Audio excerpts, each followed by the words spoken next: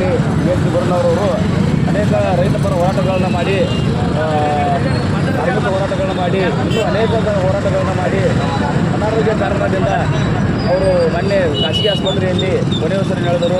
ಆ ಒಂದು ಕಾರಣಕ್ಕಾಗಿ ಅವರ ಶ್ರದ್ಧಾಂಜಲಿ ಸಲ್ಲಿಸುವ ಸಲುವಾಗಿ ನಮ್ಮ ಜನಸಂಖ್ಯೆ ತಾಲೂಕಿನ ಎಲ್ಲ ರೈತ ಸಂಘಟನೆಗಳು ಸೇರಿಕೊಂಡು ಅವ್ರದ್ದು ಶ್ರದ್ಧಾಂಜಲಿ ಸಲ್ಲಿಸಿದ್ದೇವೆ.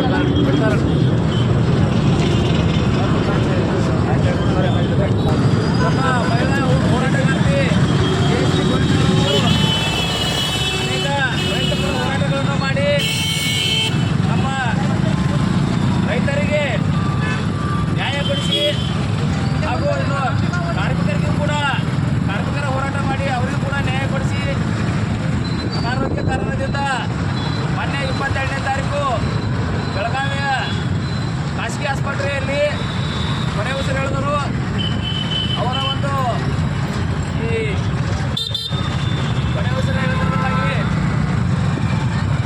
ಆತ್ಮಹತ್ಯೆ ಶಾಂತಿ ಸಿಗುವ ಸಲುವಾಗಿ ಒಂದು ಶ್ರದ್ಧಾಂಜಲಿ ಕಾರ್ಯಕ್ರಮವನ್ನು ನಮ್ಮ ಜಮಖಂಡಿ ತಾಲೂಕಾ ರೈತ ಸಂಘಟನೆ ಈ ಕಾರ್ಯಕ್ರಮವನ್ನು ಹಮ್ಮಿಕೊಂಡಿದ್ದೇವೆ.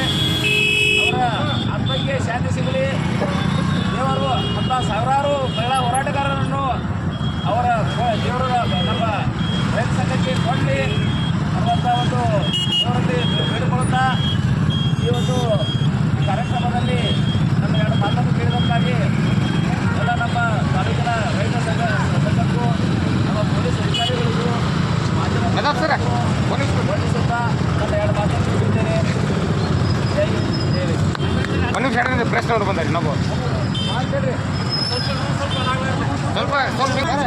ನಮ್ಮ ಬರ್ತಾರೆ ಹೇಳಿದ್ದೇನೆ